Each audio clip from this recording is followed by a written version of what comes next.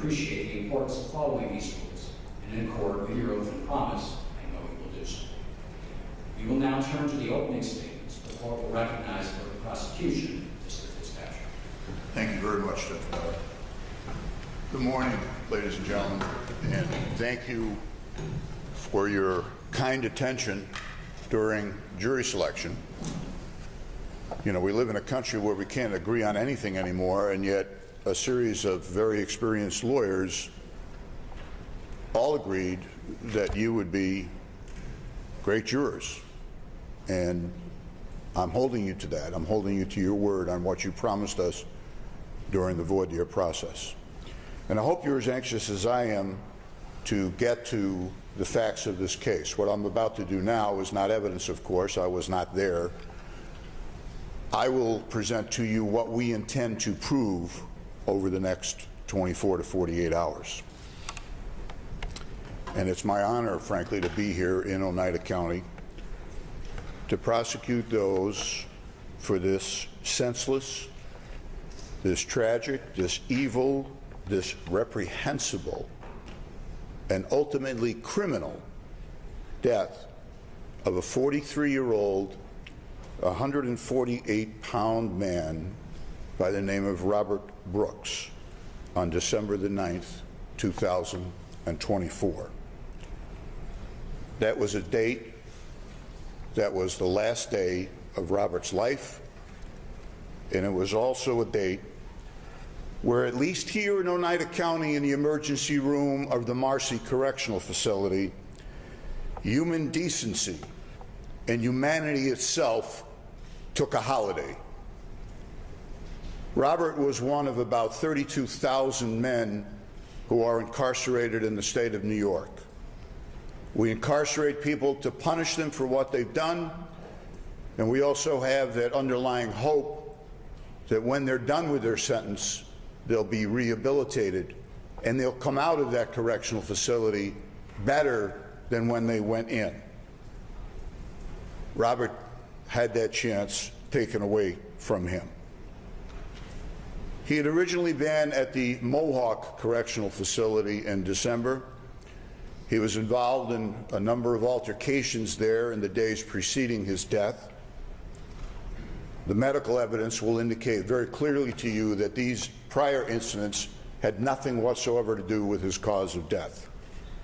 It was decided by authorities that on December the 9th, to alleviate these altercations, he would be transferred to the Marcy Correctional Facility. That evening, he packed up everything he owned in life in a duffel bag, got on a bus, and at 9:07 p.m., he was dropped off into the custody of corrections officers at the Marcy Correctional Facility. 30 minutes later, he was dead. For no discernible reason whatsoever. Everybody sitting in front of me must have a residual thought that he spit at somebody, that he cursed at somebody, that he denigrated somebody's family, that he punched a corrections officer. The reality of it is, he didn't do a damn thing, and he was beaten almost immediately. Now, according to standard procedure, when an inmate is brought into a facility, Marcy included, he is to be brought to the infirmary to be examined. At this time, apparently the standard procedure was to beat him before he got into the emergency room and the infirmary. He was brought in there hogtied like an animal. He was beaten before they even brought him in there. Michael Fisher, the defendant here, is a 20-year veteran of corrections in the state of New York. He was several dozen yards away when this incident started. He was very busy watching a Tom Cruise movie that ironically enough has something to do with a man being transported back in time so he could correct his past mistakes. And at 9:21 p.m., 21:21, a call goes out suggesting that certain corrections officers needed assistance. In reality, the only person needing assistance that evening was Robert Brooks, who was about to be beaten to death. You will see Mr. Fisher taking, frankly, a leisurely stroll from his position over to the infirmary. It takes him several minutes. He's not running, he's not rushing, he's not hurrying. He doesn't appear to be on his radio getting further information. He's just walking over to the infirmary. We'll show you the route that he took by videos and diagrams. He enters the infirmary, and I'll use two expressions here, ladies and gentlemen. Infirmary is the building itself. The emergency room is the room inside the infirmary where Robert was eventually killed. Mr. Fisher enters that building, the infirmary, at approximately 9:25:20 p.m., and he remains there for the most part until approximately 9:41:40 p.m. And during that 16-minute period, there are two things that I will prove to you with absolute certainty. Number one, Robert Brooks was beaten to death right in front of this defendant. And number two, he did nothing to assist, intervene, to stop it in any shape, manner, or form. 20 years on the job, and he stood there and watched a man's life being snuffed out. Yeah, he did a couple of things. He moved some leg irons. He put on some rubber gloves. But he never intervened. He never said enough. He never shielded Robert. He never got medical assistance for him. He never got animated. He never said, "That's enough. I'm turning on my camera." 7 words that could have saved this man's life, and he didn't even take the 4 seconds to utter those 7 words.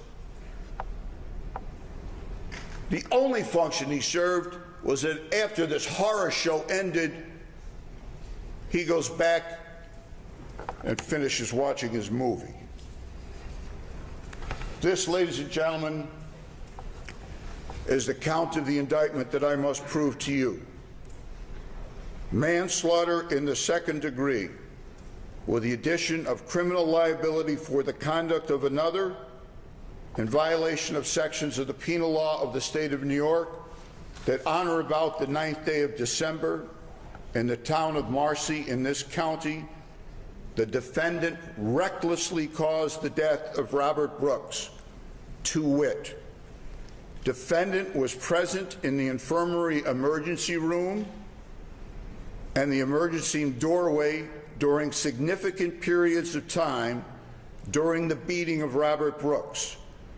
And defendant had a clear line of sight to see and hear the beating, being aware of the risk that the beating by other corrections officers could result in the death of Robert Brooks, and having a duty to intervene, defendant did not in any way attempt to stop the beating and did not in any way attempt to shield Robert Brooks from the onslaught.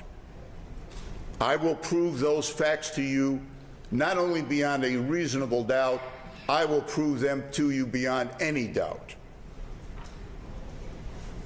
Now, as critical thinkers that I anticipate you are, I suspect that you are saying, Mr. Fitzpatrick, how do we know? How are you going to prove to us what Mr. Fisher saw? Well, what these geniuses didn't know was that even though they were violating multiple rules, There's an objection. Objection to characterization.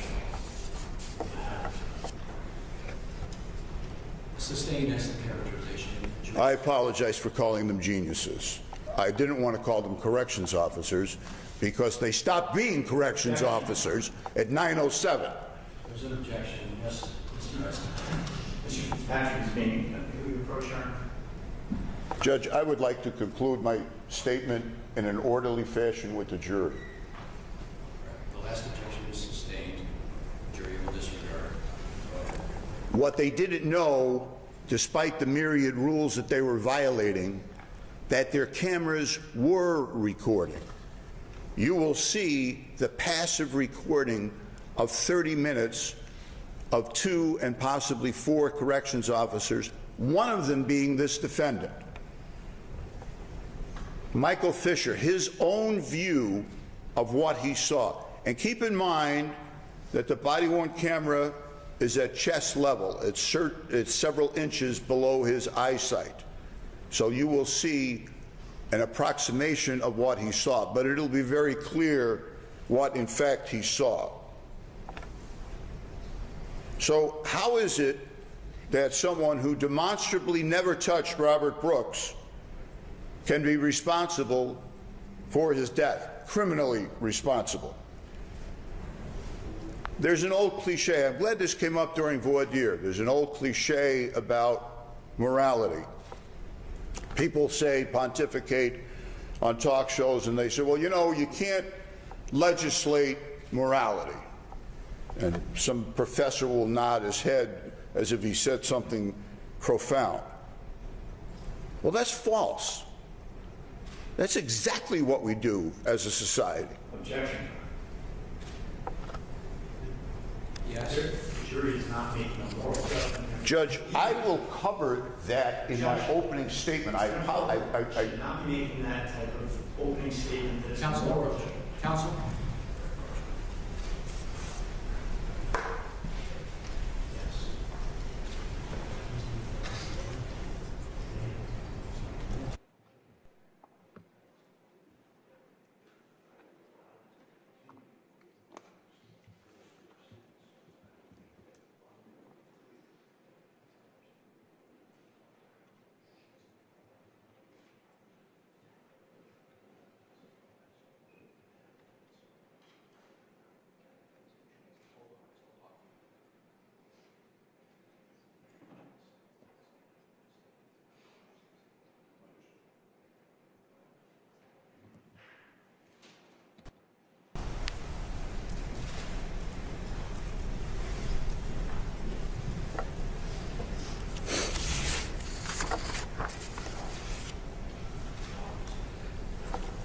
As I was saying, we absolutely do legislate morality as a society.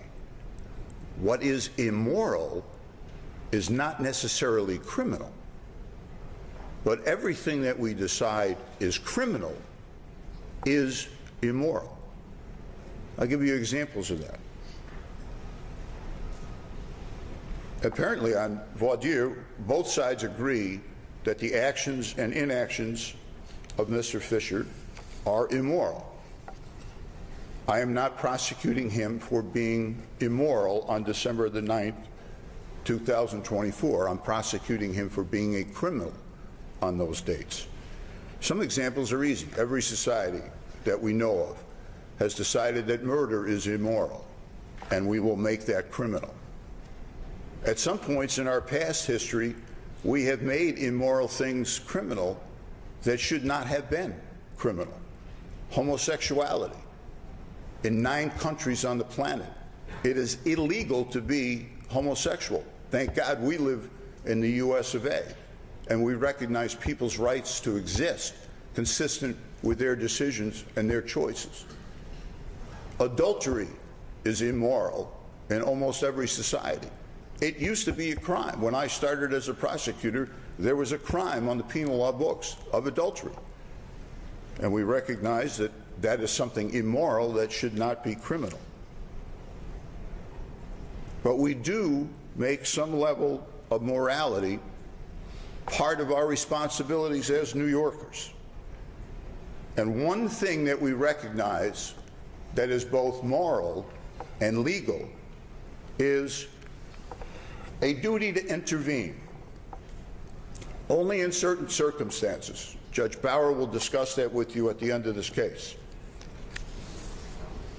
For example, if you're driving on the thruway and you pass a car that appears to be on fire, and there are occupants of the car,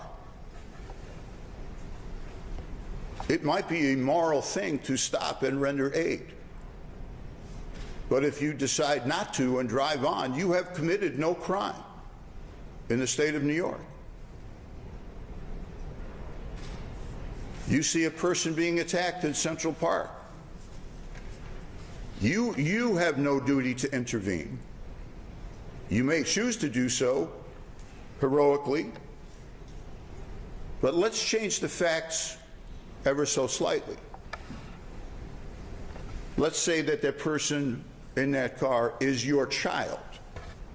Let's say that your child is doing something dangerous. You have a duty to intervene. It comes down to a duty of care imposed by the law.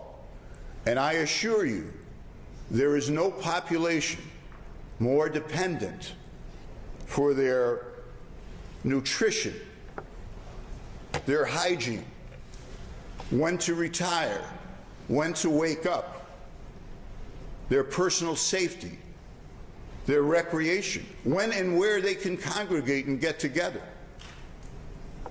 then incarcerated individuals are dependent on the duty to care on corrections officers. In short, their virtual entire existence is dependent on the service of New York's corrections officers. And let's get something out of the way right now, okay? Yes, it is a difficult job. It is a dangerous job. Some incarcerated individuals are evil, despicable people that would kill a corrections officer as soon as they would look at them. They have weapons that on occasion are snuck into a facility. We get that. I get that. That's why we pay them. That's why we pay them overtime. That's why we give them health benefits. That's why we give them pensions. Yes, it's a difficult job. That is not an issue. But last time I checked, having a difficult job is not carte blanche to divorce yourself from the human race. You will look at the tape of Mr. Brooks being beaten to death. You've already been warned by defense counsel that you may be repulsed by looking at that tape. But you're not a 20-year veteran of the New York State Department of Corrections who took an oath, as you did, only more intense, to support the Constitution of the United States, to uphold the laws of the state of New York, to recognize that he has a duty to intervene, not to stand there and watch without protecting, without serving, and without even taking a millisecond to turn on his body-worn camera. Why is he before the bar of justice today? What is the proof that the people will present? Did Michael Fisher recklessly cause the death of Robert Brooks? You will be a changed person by seeing the tape of what he saw and what he didn't do. He enters, Mr. Fisher, enters the infirmary at 9:25:20 p.m. Mr. Brooks is already bleeding profusely from his face. He is on a bed or gurney with his legs dangling from the end of that. He sat up. He's got cuffs on. He's surrounded by corrections officers. Mr. Fisher has a clear view of everything I'm about to describe to you. Did he engage in conduct which created a substantial or contributed to a substantial and unjustifiable risk that Robert Brooks' death would occur? In clear view, Mr. Fisher watches the following occurred. He is struck multiple times about the head, the torso, the body, his neck. You will see a corrections officer, while Mr. Fisher is standing 5 to 6 feet away, extend his left leg up onto the gurney and forcibly jam the testicles of Mr. Brooks to the point where they're damaged and causing unbelievable pain to that man. He's standing right there watching that. Sadly, you're going to have to watch that too. And you'll also see in the tape, particularly for Mr. Fisher, where you look at his face, because you'll see another corrections officer's camera that catches Mr. Fisher. There's a look of normalcy. There's a look of routine, almost calm, as these despicable acts are taking place. Did he consciously disregard the risk? Of course he did. Was the risk of such nature and degree that disregard of it constitutes a gross deviation from the standard of conduct that a reasonable person would observe in the situation? Of course it was. It will be painful for you to watch. You will be sitting there watching this in the serenity of this courtroom, and you will be horrified and disgusted by what you're watching. It will come to your mind to shout out, "Stop! He's not an animal. He's an incarcerated individual. He's in our care, our custody. Citizens of New York, stop doing that." That's what you will think. He does nothing. You will see from Mr. Fisher's point of view, his direct ability to view, another CO violently grabbing Robert's neck and choking him, and still no response. You'll see him walk into the hallway, casually conversing with other spectators. I won't call them corrections officers. They'll have badges on. They'll have American flags on their sleeves, and they will dishonor both. At 9:28:40 of his tape, you will see Mr. Fisher putting on blue surgical gloves, getting ready to join in.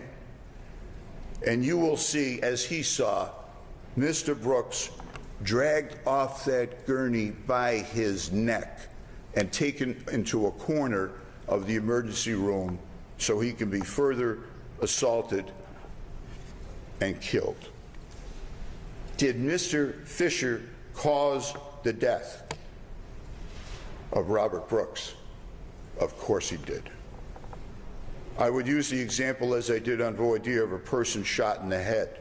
Obviously, that person who pulled the trigger has caused the death. But under the law, so does the person who hands him the gun. So does the person who has a duty to intervene and does nothing. The parent that lets a child enter a dangerous situation, knowing that danger lurks, and the parent does nothing. That parent is just as guilty as Mr. Fisher. If you saw this happening to a neighbor's dog, what I'm about to show you.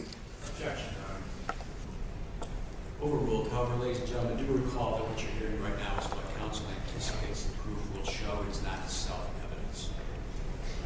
If you saw a neighbor's dog being treated like these corrections officers treated Mr. Brooks, would you have tried to stop it? Would you have tried to film it? Would you have at least called 911? And you don't have 20 years on the job of supposedly protecting other people. He did none of those things. Medical assistance wasn't even called until he's left, going back to his station to finish his movie. He looks in on various occasions on Mr. Brooks. You'll see Mr. Brooks dying. You'll know that he's dying. And he says, I had no idea. You won't see concern on his face. You'll see him, believe it or not, you'll see him smiling as he stands in that emergency room. He had over 6 minutes, directly in that room. Of his legal duty to intervene, you will have no doubt. Another element I must prove to you, and that is whether Mr. Fisher consciously disregarded that a risk of death could occur. Was it foreseeable? The proof is going to show, of course it was foreseeable. He's dead. How much more foreseeability do you need? Doesn't mean you have to be Nostradamus. Doesn't mean it has to be the only possibility that could have occurred. Was it foreseeable? Yes, it was. Not required that he intended to cause his death, not required that he thought they were going to kill him, but was it foreseeable? He wasn't slapped. The evidence isn't going to show that he was gently moved by these corrections officers. He was yanked around, he was punched, he was kicked, he was the things that you're not going to believe them when you see them. He was beaten to death right in front of this defendant, and he had over 360 seconds to do something about it. The final witness you'll hear from is the medical examiner, Dr. Merkulova, who performed the autopsy. She will describe to you, they say dead men tell no tales. That's not true. Dead men tell lots of tales. And Robert Brooks will tell you in death what happened to him while he was still clinging to life. She will tell you that he died from multiple blows. Not one single blow, but multiple blows over the course of several minutes while Mr. Fisher was standing there doing nothing. The blood was diverted from his major organs because of the blows to cover the pain that he was suffering to these injuries. How his neck was eviscerated. The bones in his neck were broken. He choking on his own blood. Multiple blows, any one of which this defendant could have stopped. Of course he was aware of the risk. And you'll see, don't forget, you'll see what he saw, but you won't hear what he undoubtedly heard. So based on the evidence, is he a neophyte? Will the evidence show that he's just some rookie that didn't know what was going on? No. Will the evidence show that he had no idea because he's deaf, dumb, and blind? No. He was there. He saw it. The simplest, most clear-cut, honest explanation is the best. That he knew and should have known that there was a risk of death and that he recklessly, by omission, did nothing. He made a clear decision to abandon his oath on December the 9th, 2024. And I remind you, you are not to consider what happened to the others. You are not to consider punishment. That is in the province of Judge Bauer. You should consider accountability. You should consider human decency. You should consider the law. And you should consider justice. Justice for Robert Brooks and justice for the people of the state of New York. Our great country is replete with examples of men and women doing extraordinary things, performing heroic acts of courage in their lives. I don't care if it was a bunch of farmers in 1776 that beat the greatest military on the planet Earth at the time, or whether it was a bunch of soldiers at Gettysburg that turned the tide of the Civil War, or whether it was a bunch of kids from Nebraska and Kansas and New York that climbed the cliffs at Normandy when German machine gun was raining down upon them. They were ordinary people that did heroic, incredible things. And they weren't 20-year veterans of the Corrections Department of the state of New York. History will not record Mr. Fisher's inactions as heroic. You will record them, and we will prove to you that they were exactly what they were. Absolutely criminal. And I will ask you, I will beseech you to return the only proper verdict in this case, that this man is guilty of manslaughter in the second degree. And I thank you for your kind attention. Thank you, Mr. Fitzpatrick. Mr. Heisman, do you wish to take an oath? I do, Your Honor. Thank you.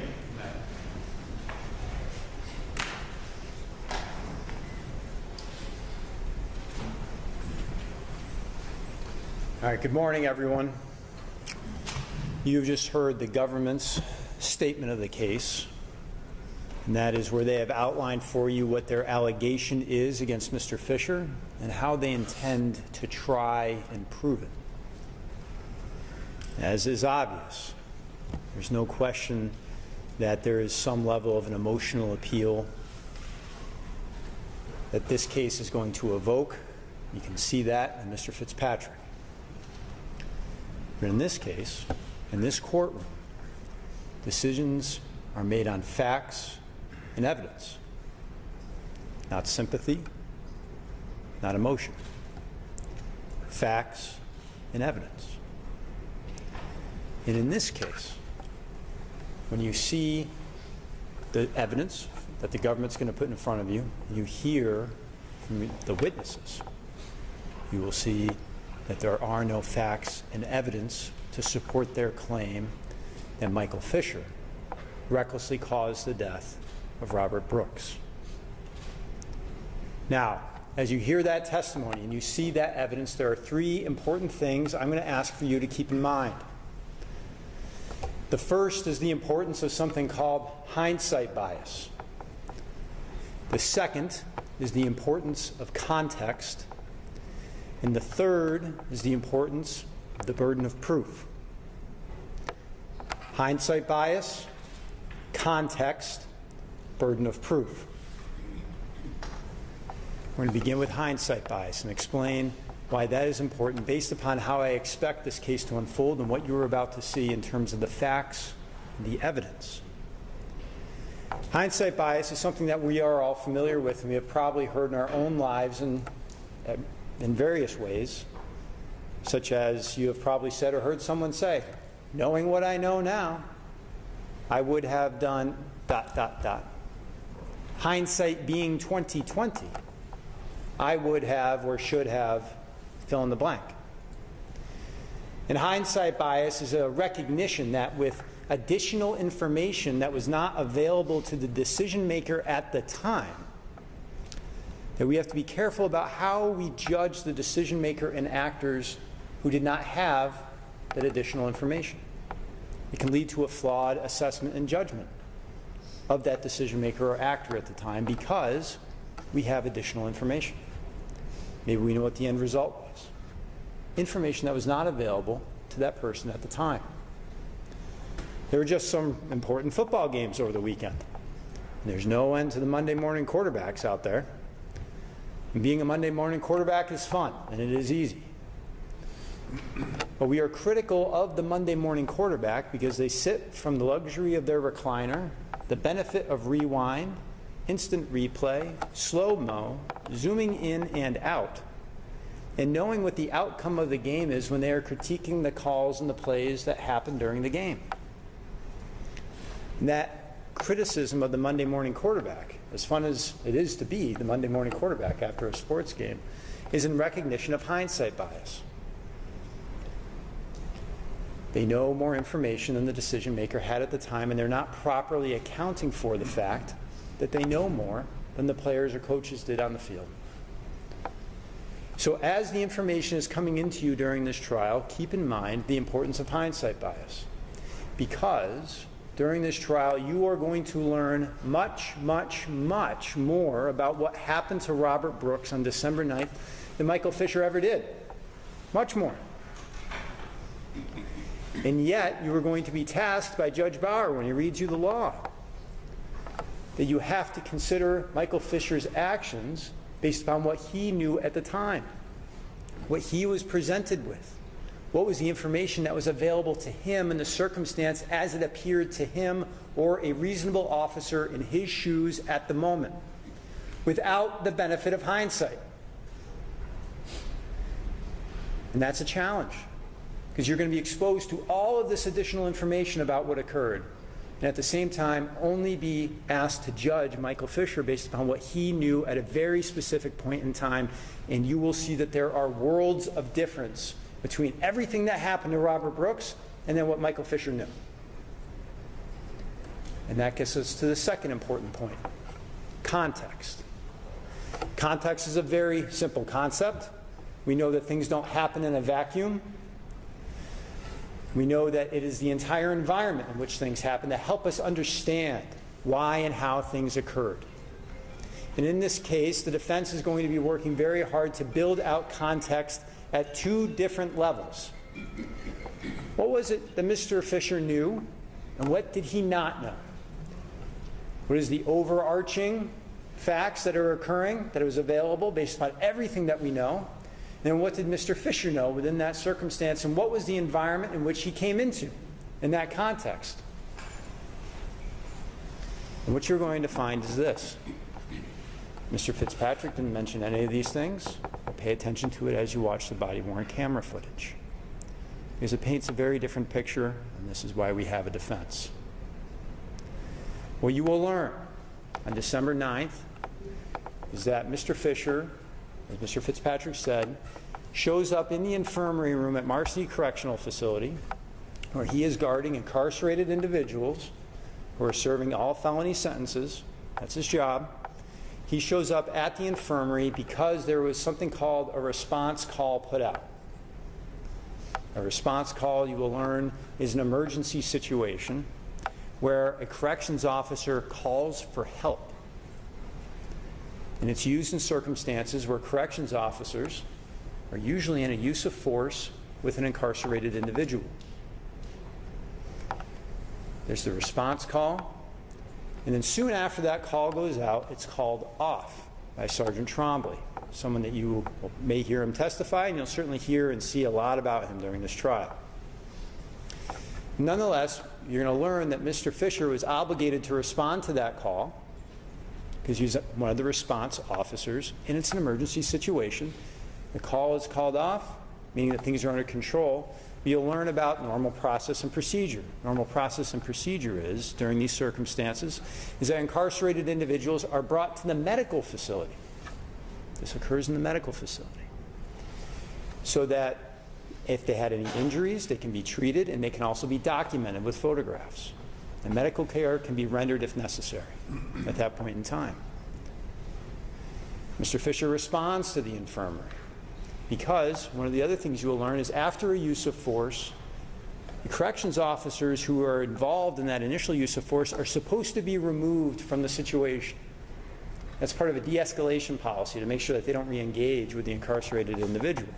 And so it's helpful to have responding officers there on scene to provide an extra set of hands if necessary to assist with the incarcerated individual and just processing things after a use of force event.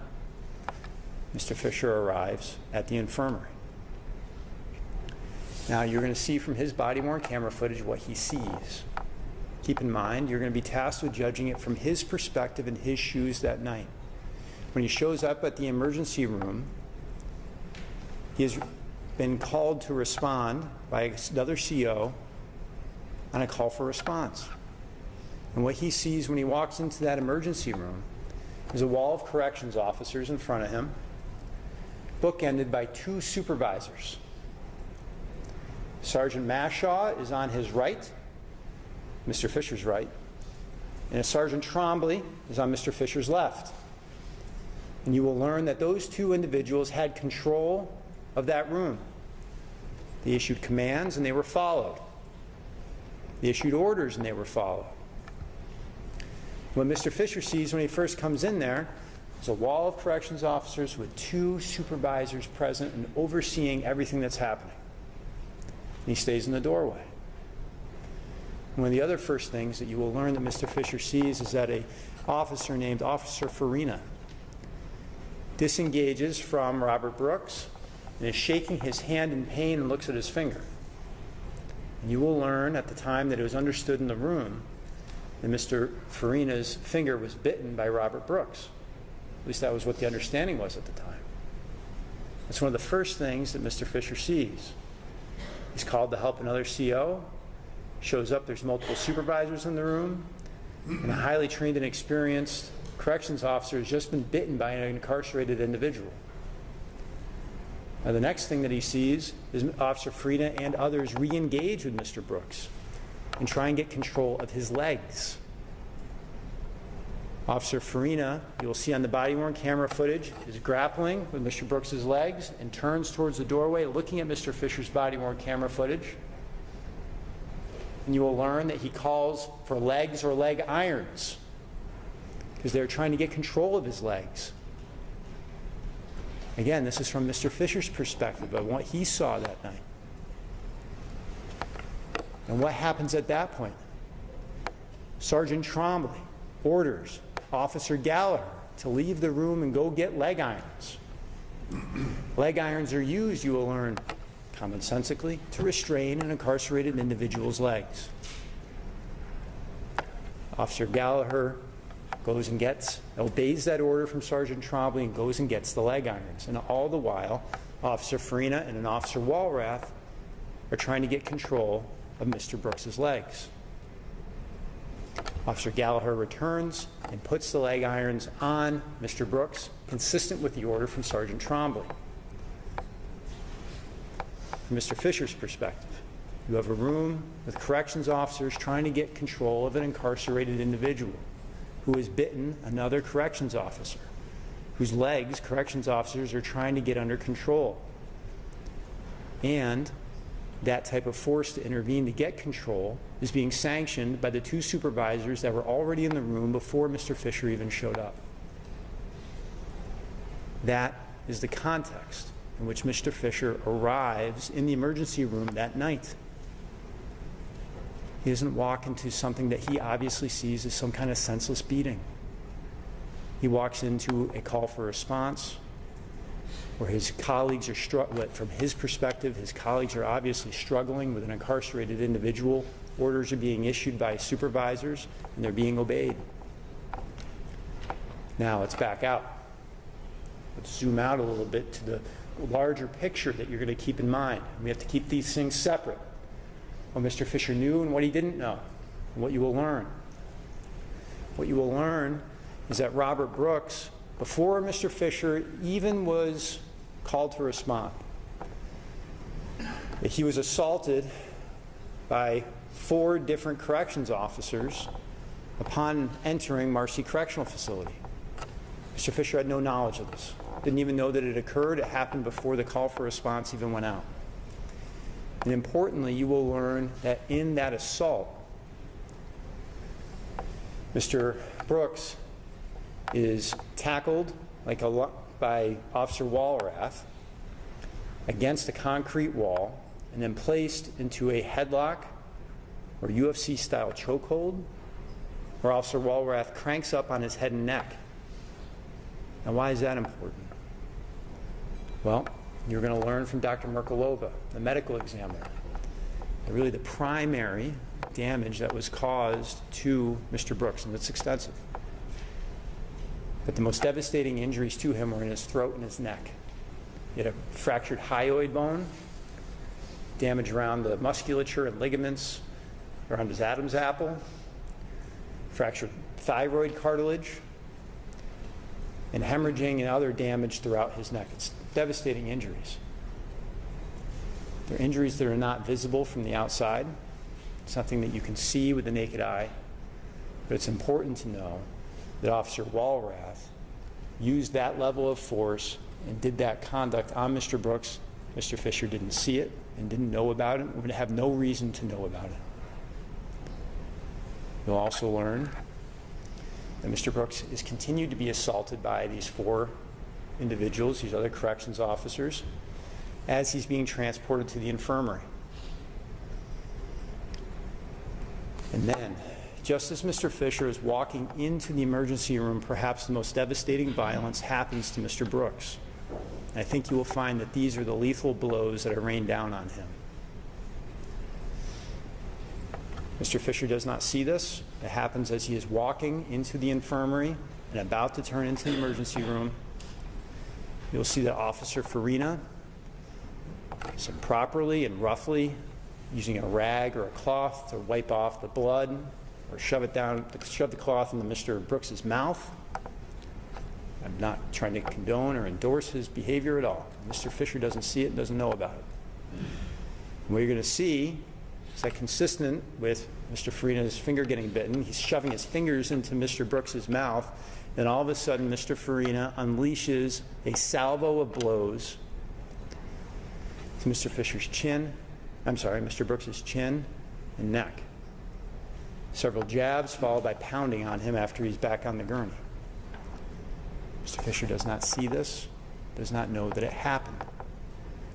The location of those blows is important because of what you're going to hear from Dr. Merkulova regarding the damage to the neck and the fact that Mr. Brooks died from asphyxiation as well as these other blunt force injuries. Mr. Fisher didn't know about it. Again, these are not injuries that are visible to someone. You're going to see that Mr. Fisher wasn't leaning over the gurney. He stood in the doorway, maybe a step into the room. He never examined Mr. Brooks, wasn't part of restraining him in any way, and was in no position to know about the devastating amount of violence that his colleagues had placed on Mr. Brooks before he walked into that room. And that's what you're going to have to keep separate throughout the trial. What did Mr. Fisher know, and what did he not know? And then not let the additional information that you learn improperly influence your judgment of his decisions and actions that night, as alleged by the government. And that's what brings us to the burden of proof, the third important thing I'm asking you to pay attention to during this trial. This is the government's claim. This is their allegation against Mr. Fisher, and they have accused him of killing Robert Brooks by recklessly causing his death. It's a complicated theory that they have, and the judge is going to instruct you on it. There's several elements to it. Manslaughter in the second degree has two elements. They have to recklessly cause the death, but for something to be recklessly, there's several parts to recklessness. That the government has to prove each of those to you beyond a reasonable doubt. And among those is the duty to intervene.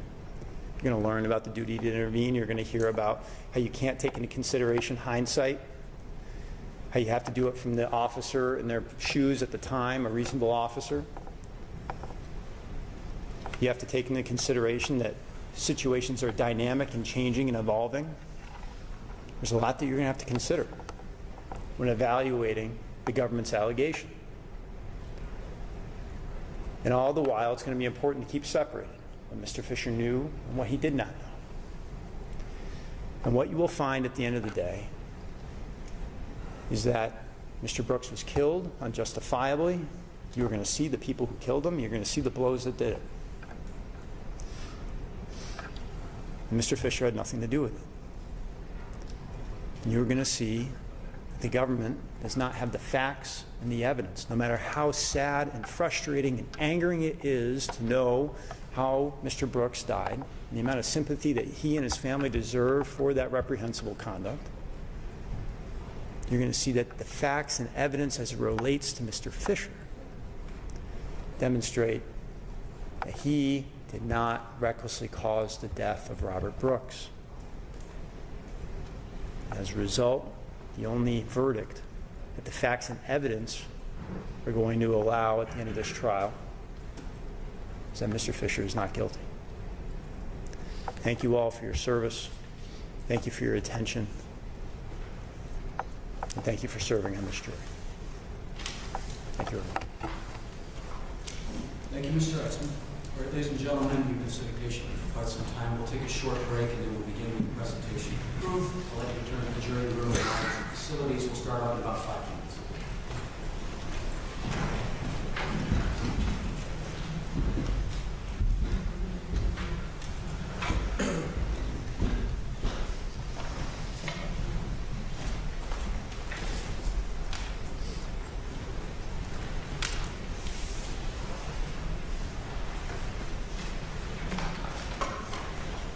jurors left the courtroom. We'll take a 5-minute break.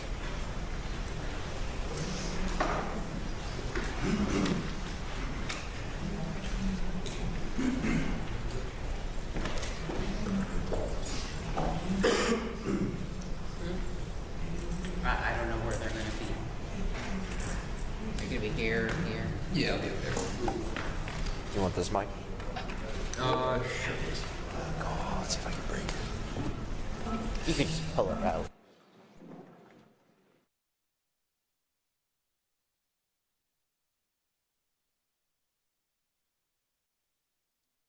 Download the WSYR Plus app on your TV to stream News Channel 9 for free. Just go to your smart TV, search WSYR Plus in the App Store, and download to start streaming today.